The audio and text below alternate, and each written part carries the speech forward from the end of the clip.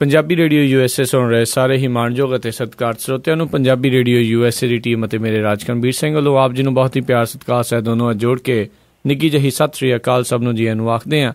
ਸੋ ਤਾਂ ਪ੍ਰੋਗਰਾਮ ਖਬਰ ਤੇ ਨਜ਼ਰ ਲੈ ਕੇ ਹਾਜ਼ਰ ਹਾਂ ਅਤੇ ਸਾਡੇ ਨਾਲ ਪਟਿਆਲਾ ਸਟੂਡੀਓਜ਼ ਤੋਂ ਜੁੜ ਚੁੱਕੇ ਨੇ ਬਲਤੇਜ ਪੰਨੂ ਜੀ। ਬਲਤੇਜ ਪੰਨੂ ਜੀ, ਜੀਆਂ ਨੂੰ ਸਤਿ ਸ਼੍ਰੀ ਅਕਾਲ ਹੈ ਜੀ। ਸਤਿ ਸ਼੍ਰੀ ਅਕਾਲ ਜੀ, ਧੰਨਵਾਦ ਜੀ, ਮਿਹਰਬਾਨੀ। ਤੇ ਬਿਲਕੁਲ ਜੀ, ਪ੍ਰੋਗਰਾਮ ਸ਼ੁਰੂ ਕਰਨ ਤੋਂ ਪਹਿਲਾਂ ਸਾਡੇ ਜਿਹੜੇ ਸਪਾਂਸਰਸ ਆ ਖਬਰ ਤੇ ਨਜ਼ਰ ਪ੍ਰੋਗਰਾਮ ਦੇ, ਉਹਨਾਂ ਦਾ ਅਸੀਂ ਧੰਨਵਾਦ ਕਰਨਾ ਚਾਹੁੰਦੇ ਹਾਂ। ਰਜਿੰਦਰ ਕੌਰ ਜੀ ਸੈਨ ਹੋਜ਼ੇ ਤੋਂ, ਰਣਜੀਤ ਸਿੰਘ ਜੀ ਲੇਕਵੁੱਡ ਨਿਊ ਜਰਸੀ ਤੋਂ, ਕਰਮਪਾਲ ਸਿੰਘ ਜੀ ਅਤੇ ਜਸਜੀਤ ਕੌਰ ਜੀ ਕਲੋਵਿਸ ਤੋਂ। ਅਸੀਂ ਇਹਨਾਂ ਦਾ ਬਹੁਤ ਬਹੁਤ ਧੰਨਵਾਦ ਕਰਦੇ ਹਾਂ। ਜੇ ਤੁਸੀਂ ਵੀ ਇਸ ਪ੍ਰੋਗਰਾਮ ਨੂੰ ਸਪਾਂਸਰ ਕਰਨਾ ਚਾਹੁੰਦੇ ਹੋ ਜਾਂ ਕਿਸੇ ਹੋਰ ਪ੍ਰੋਗਰਾਮ ਨੂੰ ਸਪਾਂਸਰ ਕਰਨਾ ਚਾਹੁੰਦੇ ਹੋ, ਉਸ ਦੇ ਲਈ ਜਾਣਕਾਰੀ ਪ੍ਰਾਪਤ ਕਰ ਸਕਦੇ ਹੋ। ਨੰਬਰ 4087227698 4087227698 ਦੇ ਉੱਤੇ।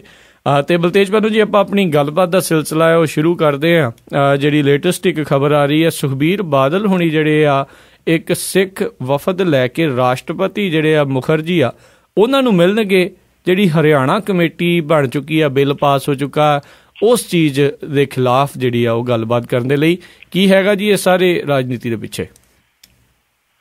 ਜਿਹੜਾ ਇੱਕ ਮਾਮਲਾ ਨਾ ਜੀ, ਜਿਹੜਾ ਅਦਾਲਤ ਦੇ ਵਿੱਚ ਅਜੇ ਵਿਚਾਰ ਅਧੀਨ ਹੈ, ਜਿਹਦੇ ਵਿੱਚ ਅਕਾਲੀ ਦਲ ਜਿਹੜਾ ਜੀ ਜਦੋਂ ਉਹਨੇ ਲੜਨੀਆਂ ਹੁੰਦੀਆਂ ਜੀ ਦੂਜੀਆਂ ਚੋਣਾਂ, ਉਹ ਕਹਿੰਦਾ ਜੀ ਮੇਰੀ ਜਿਹੜੀ ਪਾਰਟੀ ਆ ਉਹ ਤਾਂ ਇੱਕ ਨਿਰੋਲ ਸਿਆਸੀ ਪਾਰਟੀ ਹੈ। ਜਦੋਂ ਸ਼੍ਰੋਮਣੀ ਗੁਰਦੁਆਰਾ ਪ੍ਰਬੰਧਕ ਕਮੇਟੀ ਦੀਆਂ ਚੋਣਾਂ ਲੜਨੀਆਂ ਹੁੰਦੀਆਂ ਨੇ, ਉਹ ਕਹਿੰਦੇ ਇਹ ਸਿੱਖਾਂ ਦੀ ਪਾਰਟੀ ਹੈ ਜੀ। ਹੁਣ ਜਿਹੜਾ ਬਿਆਨ ਹੈ ਜੀ ਉਹ ਵੀ ਇਸ ਮਾਮਲੇ ਦੇ ਵਿੱਚ ਧਿਆਨ ਮੰਗਦਾ ਹੈ। ਉਹਨਾਂ ਨੇ ਸੁਖਬੀਰ ਸਿੰਘ ਬਾਦਲ ਹੋਰਾਂ ਨੇ ਇਹ ਗੱਲ ਕਹੀ ਹੈ ਕਿ ਇੱਕ ਸਿੱਖਾਂ ਦਾ ਜਿਹੜਾ ਵਫਦ ਹੈ ਉਹ ਮਿਲਣ ਜਾਊਗਾ ਜੀ ਰਾਸ਼ਟਰਪਤੀ ਪ੍ਰਣਬ ਮੁਖਰਜੀ ਹੋਰਾਂ ਨੂੰ, ਔਰ ਉਹ ਦੱਸੂਗਾ ਕਿ ਕਾਂਗਰਸ ਜਿਹੜੀ ਆ ਉਹਨੇ ਕਿਵੇਂ ਸਿੱਖਾਂ ਦੇ ਮਾਮਲਿਆਂ ਦੇ ਵਿੱਚ ਦਖਲ ਜਿਹੜਾ ਜੀ ਉਹ ਸਿੱਧਾ ਦਿੱਤਾ। ਹਰਿਆਣੇ ਦੇ ਵਿੱਚ ਵੱਖਰੀ ਜਿਹੜੀ ਆ ਗੁਰਦੁਆਰਾ ਪ੍ਰਬੰਧਕ ਕਮੇਟੀ ਲਾ ਕੇ ਇਹ ਅਸਲ ਦੇ ਵਿੱਚ ਅਕਾਲੀ ਦਲ ਦਾ ਵਫਦ ਹੀ ਹੋਊਗਾ ਜੀ।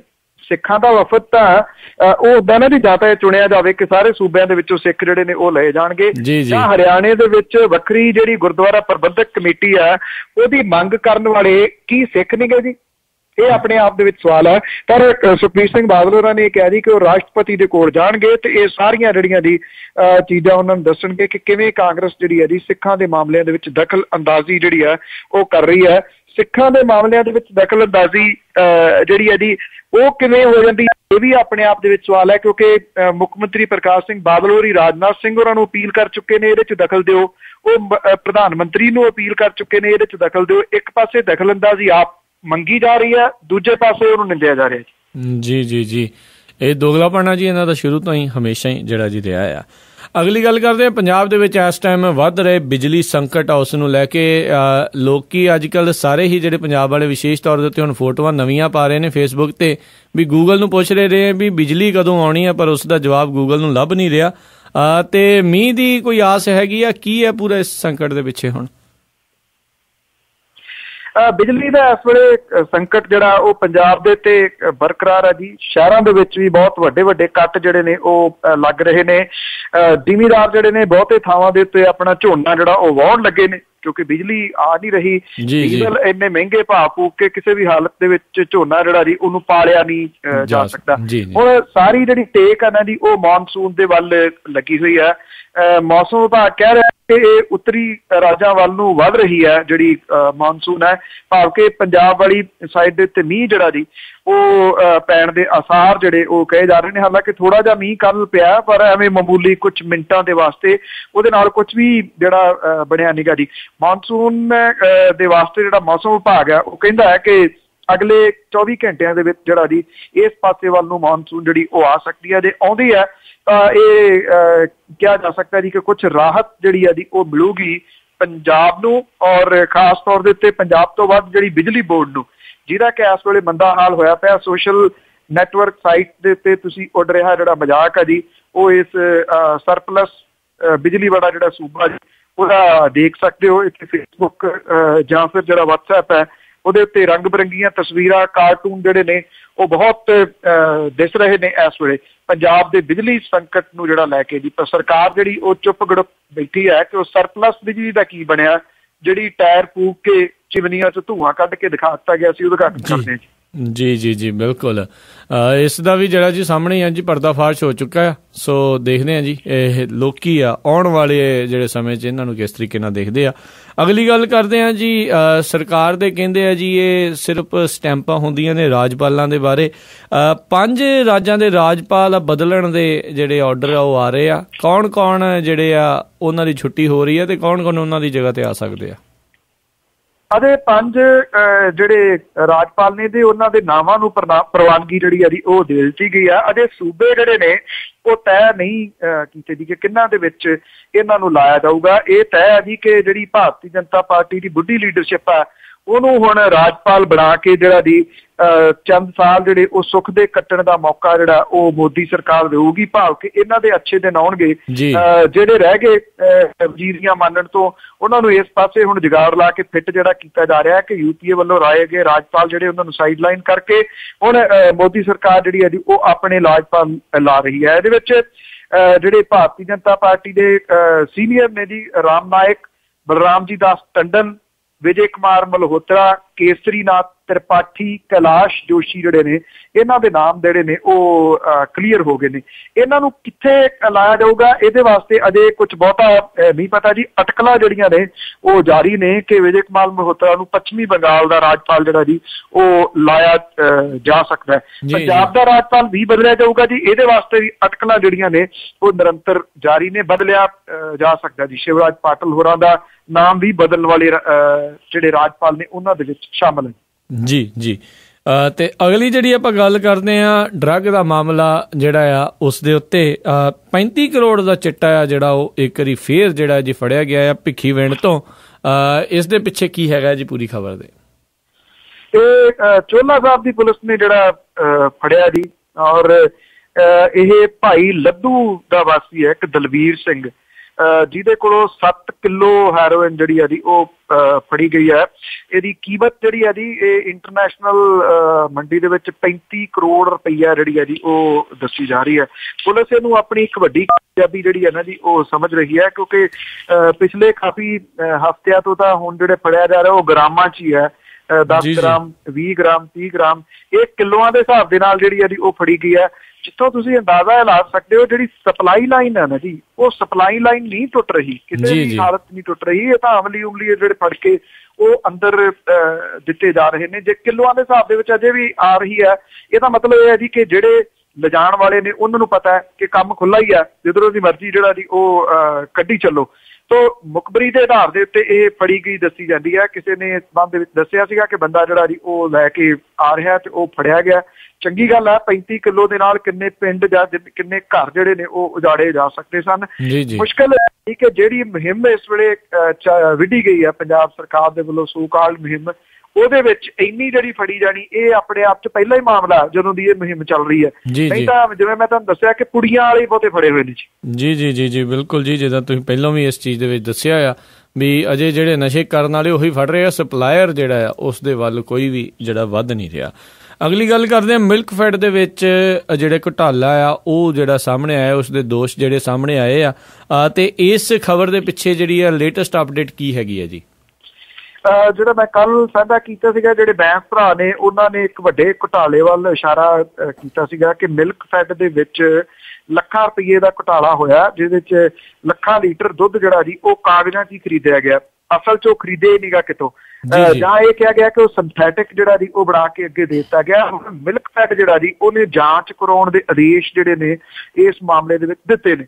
ਉਹਨਾਂ ਨੇ ਕਿਹਾ ਕਿ ਅਸੀਂ ਕਿਸੇ ਕੰਮ ਕਰਨ ਵਾਲੇ ਨੂੰ ਜਿਹੜੀ ਆ ਜੀ ਇਹ ਕਲੀਨ ਚਿੱਟ ਇਸ ਮਾਮਲੇ ਦੇ ਉੱਤੇ ਨਹੀਂ ਦਿੱਤੀ। ਸਰਕਾਰ ਜਿਹੜੀ ਆ ਅਜੇ ਇਹਦੇ ਉੱਤੇ ਨਹੀਂ ਬੋਲੀ ਕੁਛ ਵੀ ਕਿ ਉਹਨੇ ਜਿਹੜਾ ਕੀ ਕਰਨਾ। ਜਿਹੜੇ ਬੈਂਸ ਭਰਾ ਸੀਗੇ ਉਹਨਾਂ ਨੇ ਇਸ ਮਾਮਲੇ ਦੇ ਉੱਤੇ CBI ਦੀ ਜਾਂਚ ਜਿਹੜੀ ਸੀਗੀ ਉਹ ਮੰਗੀ ਸੀਗੀ, ਪਰ ਮਿਲਕ ਫੈਡ ਨੇ ਕਿਹਾ ਜੀ ਕਿ ਅਸੀਂ ਆਪਣੇ ਤੌਰ ਦੇ ਉੱਤੇ ਇਹ ਜਿਹੜੀ ਜਾਂਚ ਆ ਉਹ ਕਰਵਾਵਾਂਗੇ ਤੇ ਇਹਦੇ ਵਾਸਤੇ ਉਹਨਾਂ ਨੇ ਇਹ ਕਿਹਾ ਜੀ ਕਿ ਮਹੀਨੇ ਦੇ ਵਿੱਚ ਜਿਹੜੀ ਆ ਉਹ ਜਾਂਚ ਪੂਰੀ ਹੋਊਗੀ। ਜਦੋਂ ਇਹੋ ਜਿਹੇ ਬਣਾ ਦਿੱਤੇ ਜਾਂਦੇ ਨੇ ਜੀ ਜਾਂਚ ਕਮਿਸ਼ਨ, ਉਹ ਅਕਸਰ ਹੀ ਖਬਰਾਂ ਜਿਹੜੀਆਂ ਨੇ ਉਹਨਾਂ ਨੂੰ ਅੱਖੋਂ ਪਰੋਖੇ ਕਰਨ ਦੇ ਵਾਸਤੇ, ਟਾਲਣ ਦੇ ਵਾਸਤੇ ਜਿਹੜੇ ਨੇ ਨਾ ਉਹ ਬਣਾਏ ਜਾਂਦੇ ਨੇ। ਮਾਮਲਾ ਬਹੁਤ ਗੰਭੀਰ ਹੈ। ਮਿਲਕ ਫੈਡ ਦੇ ਵਿੱਚ ਸਿੰਥੈਟਿਕ ਦੁੱਧ ਦੀ ਵਰਤੋਂ ਹੋਈ ਹੈ ਜਾਂ ਉਹ ਦੁੱਧ ਆਇਆ ਹੀ ਨਹੀਂ, ਕਾਗਜ਼ਾਂ ਪੱਤਰਾਂ ਦੇ ਵਿੱਚ ਗਾਇਬ ਕਰ ਦਿੱਤਾ ਗਿਆ।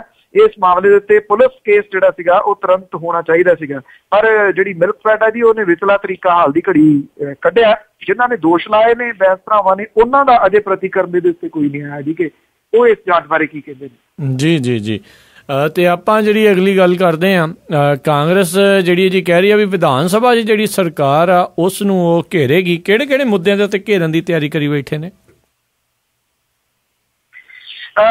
ਮੁੱਦੇ ਜਿਹੜੇ ਕਈ ਅਹਿਮ ਨੇ ਜੀ, ਔਰ ਜਿਹੜੇ ਸ਼ਕੀਲ ਅਹਿਮਦ ਨੇ ਉਹ ਇੱਥੇ ਆ ਰਹੇ ਨੇ। ਕਿਹਾ ਜਾ ਰਿਹਾ ਹੈ ਕਿ ਕਾਂਗਰਸ ਇਸ ਵਾਰੀ ਆਪਣੀ ਸਟ੍ਰੈਟਜੀ ਜਿਹੜੀ ਆ ਬਦਲੂਗੀ, ਉਹ ਬਾਈਕਾਟ ਨਹੀਂ ਕਰੂਗੀ। ਅੰਦਰ ਰਹਿ ਕੇ ਪੰਜਾਬ ਵਿਧਾਨ ਸਭਾ ਦੇ ਵਿੱਚ ਉਹ ਵੱਖ-ਵੱਖ ਮੁੱਦਿਆਂ ਦੇ ਉੱਤੇ ਜਿਹੜਾ ਜੀ ਉਹ ਘੇਰੂਗੀ। ਇਹਦੇ 'ਚ ਡਰੱਗ, ਰੇਤ ਬਜਰੀ ਤੇ ਕੇਂਦਰੀ ਗ੍ਰਾਂਟਾਂ ਜਿਹੜੀਆਂ ਨੇ ਉਹਨੂੰ ਖੁਰਦ-ਬੁਰਦ ਕਰਨ ਵਾਲਾ ਜਿਹੜਾ ਮਾਮਲਾ ਉਹ ਸੈਸ਼ਨ ਦੇ ਵਿੱਚ ਜਿਹੜਾ ਜੀ ਉਹ ਉਠਾਇਆ ਜਾਊਗਾ। ਇਹ ਵੀ ਪਤਾ ਲੱਗਿਆ ਜੀ ਕਿ ਜਿਹੜੇ ਕੇਂਦਰੀ ਲੀਡਰ ਨੇ ਸ਼ਕੀਲ ਅਹਿਮਦ, ਉਹ ਜਿਹੜੇ ਵਿਧਾਨ ਸਭਾ ਦੇ ਸਪੀਕਰ ਨੇ ਉਹਨਾਂ ਨੂੰ ਮਿਲ ਰਹੇ ਨੇ ਤਾਂ ਕਿ ਉਹਨਾਂ ਨੂੰ ਰਿਕੁਐਸਟ ਕਰਨਗੇ ਕਿ ਇਹ ਵਿਧਾਨ ਸਭਾ ਦਾ ਸੈਸ਼ਨ ਜਿਹੜਾ ਵਧਾਇਆ ਜਾਵੇ। ਸਰਕਾਰ ਨੇ ਵਧਾਉਣਾ ਨਹੀਂ ਕਿਸੇ ਵੀ ਹਾਲਤ ਦੇ ਵਿੱਚ ਇਸ ਸੈਸ਼ਨ ਨੂੰ। ਪਤਾ ਹੀ ਹੈ, ਇਹ ਵੀ ਪਤਾ ਲੱਗਿਆ ਜੀ ਕਿ ਕਿਸਾਨਾਂ ਨੂੰ ਜਿਹੜੀ ਗੰਨੇ ਦੀ ਅਦਾਇਗੀ, ਪ੍ਰਾਪਰਟੀ ਟੈਕਸ, ਇਹ ਸਾਰੇ ਮਾਮਲੇ ਜਿਹੜੇ ਨੇ ਇੱਕ ਇੱਕ ਕਰਕੇ ਇਹਦੇ ਵਾਸਤੇ ਬਕਾਇਦਾ ਤੌਰ ਤੇ ਹੋਮਵਰਕ ਕਰਕੇ ਜਿਹੜੀ ਕਾਂਗਰਸ ਪਾਰਟੀ ਹੈ ਉਹ ਘੇਰਨਾ ਚਾਹੁੰਦੀ ਹੈ। ਸਰਕਾਰ ਨੂੰ ਘੇਰ ਸਕੂਗੀ ਜਾਂ ਨਹੀਂ, ਕਿਉਂਕਿ ਮਿੱਠੀ ਗੋਲੀ ਦੇਣ ਦੇ ਵਿੱਚ ਮਾਹਰ ਪ੍ਰਕਾਸ਼ ਸਿੰਘ ਬਾਦਲ ਹੋਰਾਂ ਨੇ ਪਿਛਲੇ ਦਿਨੀ ਜਦੋਂ ਕਾਂਗਰਸੀ ਵਿਧਾਇਕ ਉਹਨਾਂ ਦੀ ਕੋਠੀ ਘੇਰਨ ਗਏ ਸੀਗੇ ਤੇ ਉਹਨਾਂ ਨੂੰ ਬਾਹਰ ਆ ਕੇ ਕਿਹਾ ਸੀਗਾ ਕਿ ਅੰਦਰ ਆ ਜਾਂਦੇ, ਨਾਲੇ ਮੈਂ ਤੁਹਾਨੂੰ ਚਾਹ ਪਿਆਉਂਦਾ। ਤੋ ਦੇਖਦੇ ਹਾਂ ਜੀ ਵਿਧਾਨ ਸਭਾ ਦੇ ਵਿੱਚ ਜਿਹੜੀ ਕਾਂਗਰਸ ਹੈ ਉਹ ਘੇਰ ਸਕਦੀ ਹੈ ਜਾਂ ਨਹੀਂ, ਕਿਉਂਕਿ ਅਜੇ ਤੱਕ ਤਾਂ ਜਿਹੜੇ ਹਾਲਾਤ ਨੇ ਉਹ ਇਹੀ ਨੇ ਕਿ ਬਾਹਰ ਬਹੁਤ ਰੌਲਾ ਪਾਉਂਦੀ ਹੈ ਕਾਂਗਰਸ ਪਾਰਟੀ। ਜਦੋਂ ਅੰਦਰ ਜਾਂਦੀ ਵਿਧਾਨ ਸਭਾ ਦੇ ਵਿੱਚ ਤਾਂ ਬੜੇ ਵਧੀਆ ਤਰੀਕੇ ਦੇ ਨਾਲ ਸਾਫ਼ ਬਚ ਕੇ ਨਿਕਲ ਜਾਂਦੀ ਹੈ ਜੀ ਸੱਤਾਧਾਰੀ ਧਿਰ। ਜੀ ਜੀ ਜੀ ਬਿਲਕੁਲ। ਅਗਲੀ ਜਿਹੜੀ ਆਪਾਂ ਗੱਲ ਕਰਦੇ ਹਾਂ, ਇਹ ਵੀ ਜਿਹੜੀ ਆ ਖਬਰਾਂ ਦੇ ਵਿੱਚ ਕਾਫੀ ਆ ਰਹੀ ਹੈ ਗੱਲ ਵੀ, ਜਿਹੜੀ ਕੇਂਦਰ ਦੇ ਵੱਲੋਂ ਜਿਹੜੇ ਕੈਂਸਰ ਪੀੜਤ ਹੁੰਦੇ ਆ ਉਹਨਾਂ ਨੂੰ ਜਿਹੜੀ ਮੁਹੱਈਆ ਕਰਾਈ ਜਾਂਦੀ ਹੈ ਸਹਾਇਤਾ, ਪਰ ਪੰਜਾਬ ਦੇ ਵਿੱਚ ਕਿਸੇ ਵੀ ਮਰੀਜ਼ ਤੱਕ ਇਹ ਜਿਹੜੀ ਸਹਾਇਤਾ ਆ ਉਹ ਪਹੁੰਚ ਨਹੀਂ ਰਹੀ। ਇਹ ਕੀ ਕਾਰਨ ਆ? ਵੀ ਕੀ ਇਹ ਕੇਂਦਰ ਨੂੰ ਇਹ ਦੱਸ ਰਿਹਾ ਵੀ ਇੱਥੇ ਕੋਈ ਕੈਂਸਰ ਪੀੜਤ ਨਹੀਂ ਆ ਜਾਂ ਕੋਈ ਰਿਪੋਰਟ ਨਹੀਂ ਬਣਾਈ ਜਾ ਰਹੀ ਸਰਕਾਰ ਵੱਲੋਂ? ਕੀ ਚੱਲ ਰਿਹਾ ਇਸ ਚੀਜ਼ ਦੇ ਪਿੱਛੇ? ਕਿਸਾਨਾਂ ਦੇ ਵੱਲੋਂ ਕੀਤੀਆਂ ਜਾਣ ਵਾਲੀਆਂ ਆਤਮ ਹੱਤਿਆਵਾਂ ਨੇ ਜੀ, ਉਸ ਮਾਮਲੇ ਦੇ ਵਿੱਚ ਬਹੁਤ ਸਾਰੇ ਸੂਬੇ ਜਿਹੜੇ ਉਹ ਕੇਂਦਰੀ ਗ੍ਰਾਂਟਾਂ ਦਾ ਫਾਇਦਾ ਪਿਛਲੇ ਸਮੇਂ 'ਚ ਲੈਂਦੇ ਰਹੇ ਨੇ ਜੀ। ਪੰਜਾਬ ਸਰਕਾਰ ਜਿਹੜੀ ਆ ਜੀ ਉਹਨੇ ਇਹੋ ਜਿਹੀ ਕੋਈ ਰਿਪੋਰਟ ਹੀ ਨਹੀਂ ਬਣਾ ਕੇ ਭੇਜੀ ਅਜੇ ਤੱਕ, ਚਾਹੇ ਉਹ ਪਿਛਲੀ ਸਰਕਾਰ ਹੋਵੇ ਚਾਹੇ ਅਕਾਲੀ ਸਰਕਾਰ ਹੋਵੇ, ਜਿਹਦੇ ਵਿੱਚ ਕਿਸਾਨਾਂ ਦੀਆਂ ਖੁਦਕੁਸ਼ੀਆਂ ਵਾਲਾ ਮਾਮਲਾ ਜਿਹੜਾ ਉਠਾਇਆ ਗਿਆ ਹੋਵੇ। ਇਹ ਮਾਮਲਾ ਵੀ ਉਹਦੇ ਨਾਲ ਮਿਲਦਾ ਜੁਲਦਾ ਹੀ ਹੈ ਜੀ। ਜਿਹੜੀ ਕੇਂਦਰ ਦੀ ਸਰਕਾਰ ਹੈ ਉਹਨੇ ਇੱਕ ਕੈਂਸਰ ਰਾਹਤ ਫੰਡ ਜਿਹੜਾ ਉਹ 2009 ਦੇ ਵਿੱਚ ਸਥਾਪਿਤ ਕੀਤਾ ਸੀਗਾ। ਇਹਦੇ ਵਿੱਚ 100 ਕਰੋੜ ਰੁਪਏ ਫੰਡ ਜਿਹੜੇ ਉਹ ਰੱਖੇ ਗਏ ਨੇ ਜੀ। ਜਿਹੜੇ ਗਰੀਬੀ ਰੇਖਾ ਤੋਂ ਹੇਠਲੇ ਪਰਿਵਾਰ ਨੇ ਉਹਨਾਂ ਦਾ ਕੋਈ ਜੀ ਜੇ ਕੈਂਸਰ ਪੀੜਤ ਹੈ ਤੇ ਉਹ ਸਿਹਤ ਮੰਤਰੀ ਕੈਂਸਰ ਰਾਹਤ ਫੰਡ ਦੇ ਵਿੱਚੋਂ 1 ਲੱਖ ਰੁਪਏ ਤੱਕ ਦੀ ਮਦਦ ਜਿਹੜੀ ਇਹਨਾਂ ਦੀ ਉਹ ਲੈ ਸਕਦਾ ਹੈ। ਪਰ ਇਹਦਾ ਜਿਹੜਾ ਇੱਕ ਤਰੀਕਾ ਉਹ ਇਹ ਹੈ ਜੀ ਕਿ ਜਿਹੜੀ ਸਰਕਾਰ ਆ ਸੂਬੇ ਦੀ ਕਿਸੇ ਦੀ, ਉਹਨੂੰ ਇਹ ਜਿਹੜਾ ਕੇਸ ਨਾ ਜੀ ਬਣਾ ਕੇ ਉੱਤੇ ਭੇਜਣਾ ਪੈਂਦਾ ਜੀ। ਇਹ ਬਣਾ ਕੇ ਭੇਜਿਆ ਹੀ ਨਹੀਂ ਗਿਆ ਜੀ। ਜਿਹੜਾ PGI ਚੰਡੀਗੜ੍ਹ ਤੋਂ ਇਲਾਵਾ ਆਚਾਰੀਆ ਤੁਲਸੀ ਖੇਤਰੀ ਕੈਂਸਰ ਬੀਕਾਨੇਰ ਵੀ ਜਿਹੜੇ ਮਰੀਜ਼ ਜਾਂਦੇ ਨੇ, ਪਰ ਇਹਨਾਂ ਦਾ ਕੇਸ ਜਿਹੜਾ ਉੱਤੇ ਨਹੀਂ ਭੇਜਿਆ ਗਿਆ, ਜਿਹਦੇ ਕਰਕੇ ਇਹ ਜਿਹੜਾ ਰਾਹਤ ਫੰਡ ਸੀਗਾ ਜਿਹੜੇ ਕੈਂਸਰ ਤੋਂ ਪੀੜਤ ਗਰੀਬ ਮਰੀਜ਼ ਨੇ ਉਹ ਇਹਦਾ ਫਾਇਦਾ ਹੀ ਨਹੀਂ ਲੈ ਸਕੇ ਜੀ। ਇਹਦੇ ਵਿੱਚੋਂ ਹੁਣ ਤੱਕ ਸਭ ਤੋਂ ਵੱਧ ਜਿਹੜੀ ਮਦਦ ਆ ਜੀ ਉਹ ਅਸਾਮ ਰਾਜ ਨੇ ਲਈ ਹੈ। ਅਸਾਮ ਨੇ 2526 ਕੈਂਸਰ ਮਰੀਜ਼ਾਂ ਦਾ ਇਲਾਜ ਕੇਂਦਰੀ ਫੰਡਾਂ ਦੇ ਨਾਲ ਹੋਇਆ। ਦੂਜਾ ਨੰਬਰ ਤ੍ਰਿਪੁਰਾ ਦਾ, ਜਿੱਥੋਂ 2200 ਮਰੀਜ਼ਾਂ ਨੇ ਕੇਂਦਰੀ ਸਿਹਤ ਮੰਤਰੀ ਕੈਂਸਰ ਰਾਹਤ ਫੰਡ ਦੇ ਵਿੱਚੋਂ ਮਾਲੀ ਸਹਾਇਤਾ ਲਈ ਹੈ। ਪੰਜਾਬ ਦੇ ਵਿੱਚ ਕੈਂਸਰ ਨੇ ਤੇਜ਼ੀ ਦੇ ਨਾਲ ਪੈਰ ਪਸਾਰੇ ਨੇ, ਪਰ ਸਿਹਤ ਵਿਭਾਗ ਪੰਜਾਬ ਵੱਲੋਂ ਕਦੇ ਸਿਹਤ ਮੰਤਰੀ ਕੈਂਸਰ ਰਾਹਤ ਫੰਡ ਚੋਂ ਕੈਂਸਰ ਮਰੀਜ਼ਾਂ ਨੂੰ ਜਾਗਰੂਕ ਹੀ ਨਹੀਂ ਕੀਤਾ ਗਿਆ। ਉਹਨਾਂ ਨੂੰ ਦੱਸਿਆ ਹੀ ਨਹੀਂ ਗਿਆ ਕਿ ਇਸ ਤਰੀਕੇ ਦੇ ਨਾਲ ਜਿਹੜੀ ਕੇਂਦਰੀ ਇੱਕ ਮਦਦ ਹੈ, ਫੰਡ ਹੈ, ਉਹਦੇ ਵਿੱਚੋਂ ਉਹਨਾਂ ਨੂੰ ਪੈਸੇ ਜਿਹੜੇ ਉਹ ਮਿਲ ਸਕਦੇ ਆ। ਜੇ ਕਿਸੇ ਗਰੀਬ ਮਰੀਜ਼ ਨੂੰ ਲੱਖ ਰੁਪਈਆ ਤੋਂ ਮਿਲ ਜੇ ਤਾਂ ਨਿਰਸੰਦੇਹ ਉਹਦਾ ਇਲਾਜ ਜਿਹੜਾ ਜੀ ਉਹ ਚੰਗੇ ਤਰੀਕੇ ਨਾਲ ਹੋ ਸਕਦਾ ਹੈ। ਪਰ ਇਹ ਨਲਾਇਕੀ ਹੈ ਸਰਕਾਰ ਦੀ, ਜਿਹਨੇ ਕਿ ਜਾਗਰੂਕ ਨਹੀਂ ਕੀਤਾ ਲੋਕਾਂ ਨੂੰ, ਜਿਹਦੇ ਕਰਕੇ 2009 ਤੋਂ ਜਾਰੀ ਜਿਹੜਾ ਇਹ ਫੰਡ ਹੈ ਉਹਦੇ ਵਿੱਚੋਂ ਇੱਕ ਵੀ ਮਰੀਜ਼ ਜਿਹੜਾ ਉਹ ਲਾਹਾ ਨਹੀਂ ਲੈ ਸਕਿਆ। ਜੀ ਜੀ ਜੀ ਤੇ ਅਗਲੀ ਜਿਹੜੀ ਆਪਾਂ ਗੱਲ ਕਰਦੇ ਹਾਂ ਪੰਨੂ ਜੀ, ਭਗਵੰਤ ਮਾਨ ਹੁਣਾਂ ਨੇ ਕੁਝ ਚਿਰ ਪਹਿਲਾਂ ਹੀ ਇੱਕ ਖਬਰ ਜਿਹੜੀ ਹੈ ਸਾਂਝੀ ਕੀਤੀ ਹੈ ਵੀ ਕਿਸੇ ਨੇ ਜਿਹੜੇ ਰਿਸ਼ਵਤ ਦਿੱਤੀ ਸੀ 20,000 ਰੁਪਏ ਉਹਨਾਂ ਨੇ ਮੁੜਵਾਏ ਆ। ਪੂਰੀ ਖਬਰ ਹੈ, ਇਸ ਦੇ ਪਿੱਛੇ ਕੀ ਹੈਗਾ ਆ? ਇਹ ਐਕਚੁਅਲੀ ਜਿਹੜਾ ਟੋਲ ਨਾਕਾ ਹੁੰਦਾ ਨਾ ਜੀ, ਉੱਥੇ ਜਿਹੜਾ ਜਿੱਥੇ ਟੈਕਸ ਲਿਆ ਜਾਂਦਾ ਜੀ ਗੱਡੀਆਂ ਤੋਂ ਦੂਜੇ ਰਾਜ ਦੇ ਵਿੱਚ ਜਿਹੜੀਆਂ ਵੰਡਣ ਵਾਲੀਆਂ, ਇੱਕ ਤਾਂ ਟੋਲ ਟੈਕਸ ਨੇ ਜਿਹੜੇ ਹਰ ਇੱਕ ਨੂੰ ਦੇਣਾ ਪੈਂਦਾ, ਇੱਕ ਜਿਹੜੀਆਂ ਕਮਰਸ਼ੀਅਲ ਗੱਡੀਆਂ ਨੇ ਉਹਨਾਂ ਤੋਂ ਲਿਆ ਜਾਂਦਾ ਜੀ। ਜਦੋਂ ਕਾਗਜ਼ ਪੱਤਰ ਠੀਕ ਨੇ ਸਾਰੇ ਤਾਂ ਫੇਰ ਕੋਈ ਨਹੀਂ, ਪਰ ਉਹ ਜਿਹੜੇ ਬੰਦੇ ਸੀਗੇ ਜੀ ਉਹਨਾਂ ਤੋਂ ਲੈ ਲਿਆ ਗਿਆ। ਉਹਨਾਂ ਨੇ ਬਥੇਰੇ ਤਰਲੇ ਮਿੰਨਤਾਂ ਕੀਤੇ, ਕੁਛ ਨਹੀਂ ਹੋਇਆ। 4,000 ਰੁਪਈਆ ਨਿਕਲਿਆ, ਪਰ ਉਹਨਾਂ ਨਾਲ ਉਧਾਰ ਕਰ ਲਿਆ ਗਿਆ। ਪੁਲਿਸ ਬਹੁਤ ਚੰਗੀ ਹੈ, ਜਿਹੜੇ ਨਾਕੇ ਤੇ ਕੰਮ ਕਰਨ ਵਾਲੇ ਚੰਗੇ ਨੇ। ਉਹਨਾਂ ਨੇ ਕਿਹਾ ਕੋਈ ਨਹੀਂ, ਸਵੇਰ ਤੱਕ ਜਿਹੜੇ ਪੁੱਜਦੇ ਕਰ ਦਿਓ। ਸਵੇਰ ਨੂੰ ਤੜਕਸਾਰ ਜਿਹੜਾ ਉਹਨਾਂ ਦਾ ਬੰਦਾ ਸੀਗਾ ਉਹ ਪੈਸੇ ਲੈਣ ਦੇ ਵਾਸਤੇ ਖੜਾ ਸੀਗਾ ਜੀ, ਉਹ ਜਿਹੜੇ ਕੱਲ ਵਾਲਾ ਤੁਸੀਂ ਕਮਿਟ ਕੀਤਾ ਸੀਗਾ।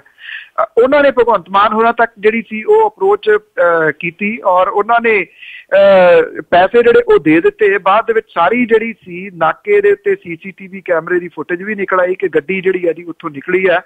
ਉੱਥੋਂ ਉਹਨਾਂ ਤੋਂ ਪੈਸੇ ਜਿਹੜੇ ਮੰਗੇ ਗਏ, ਜਿਹੜੇ ਅਫਸਰ ਸੀ ਉਹਨਾਂ ਤੱਕ ਡਾਇਰੈਕਟ ਗੱਲ ਜਦੋਂ ਭਗਵੰਤ ਮਾਨ ਹੋਰਾਂ ਨੇ ਕੀਤੀ ਔਰ ਇਹ ਕਿਹਾ ਕਿ ਉਹ ਪੈਸੇ ਮੋੜਨੇ ਪੈਣਗੇ ਤੁਹਾਨੂੰ, ਤਾਂ ਕੁਝ ਘੰਟਿਆਂ ਤੋਂ ਬਾਅਦ ਉਹਨਾਂ ਦਾ ਜਿਹੜਾ ਫੋਨ ਸੀਗਾ ਉਹਨਾਂ ਨੂੰ ਆ ਰਿਹਾ ਸੀਗਾ ਜਿਹੜੇ ਟਰੱਕ ਵਾਲਿਆਂ ਨੂੰ ਕਿ ਅਸੀਂ ਤੁਹਾਡੇ ਪੈਸੇ ਲੈ ਕੇ ਜਿਹੜੇ ਉਹ ਖੜੇ ਆ।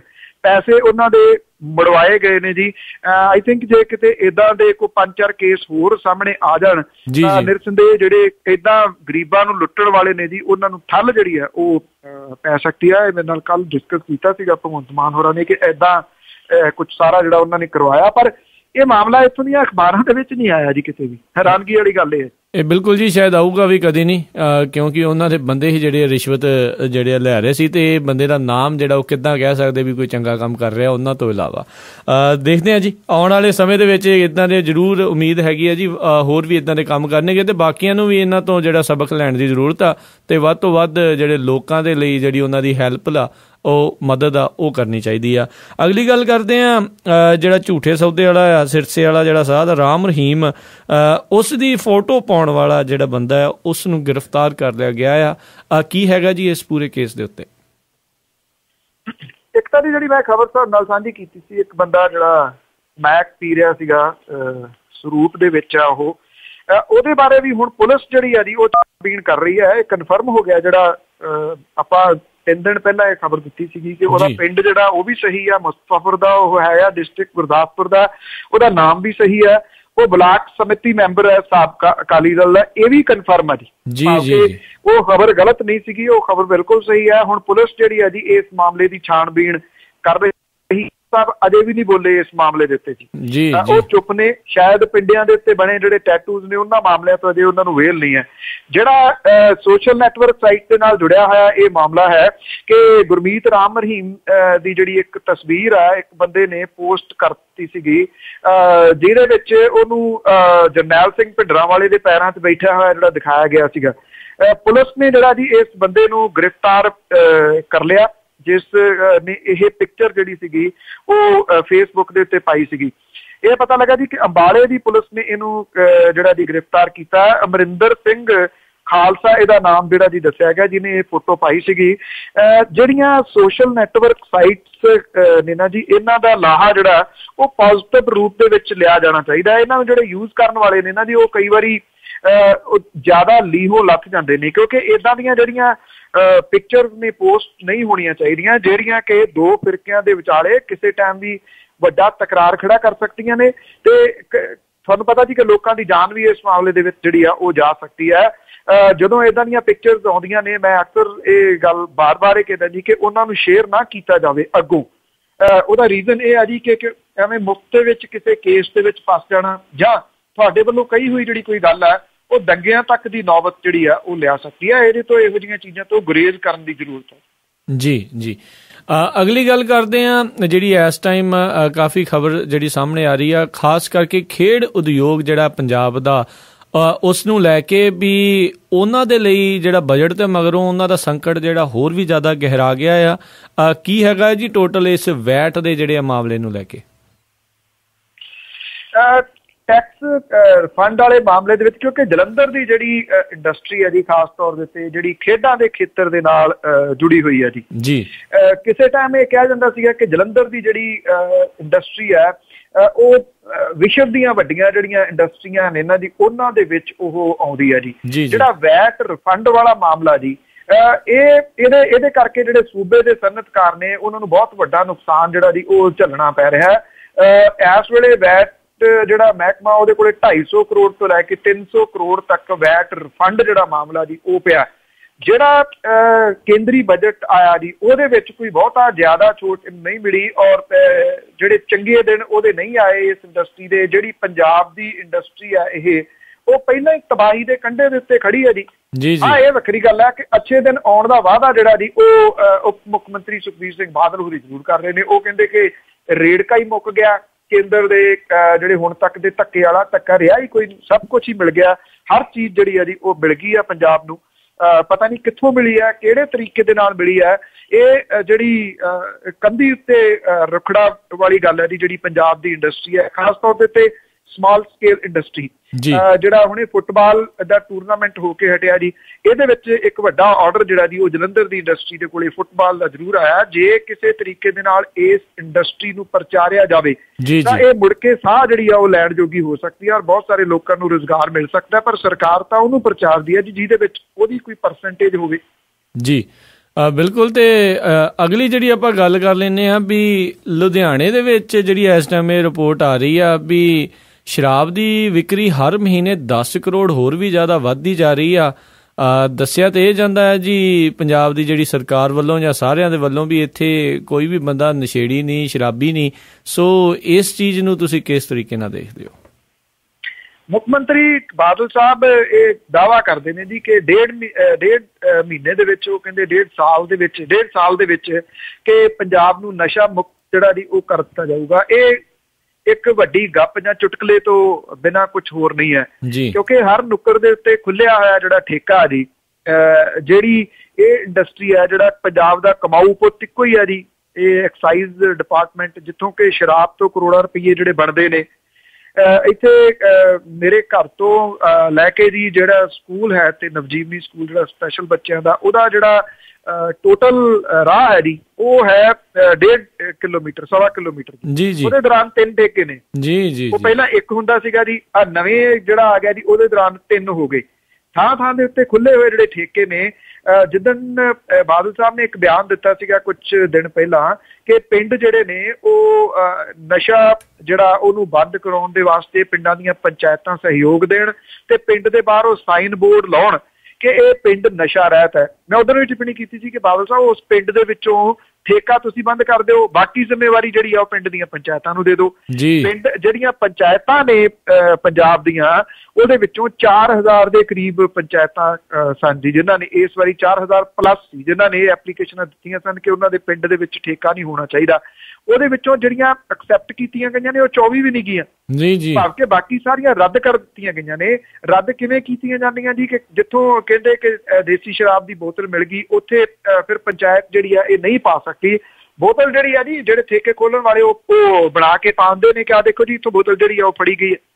ਭਾਵੇਂ ਜਿਹੜੀਆਂ ਆਉਂਦੀਆਂ ਨੇ ਐਪਲੀਕੇਸ਼ਨਸ ਆਉਂਦੀਆਂ ਨੇ, ਜੇ ਉਹੀ ਐਕਸੈਪਟ ਕਰ ਲਈਆਂ ਜਾਣ ਤਾਂ ਇਹਦੇ ਨਾਲ ਵੱਡਾ ਸੁਧਾਰ ਹੋ ਸਕਦਾ। ਪਰ ਹੋਊਗਾ ਕਿਵੇਂ, ਕਰਨਗੇ ਕਿਵੇਂ? ਠੇਕੇ ਕਿਹਦੇ ਨੇ?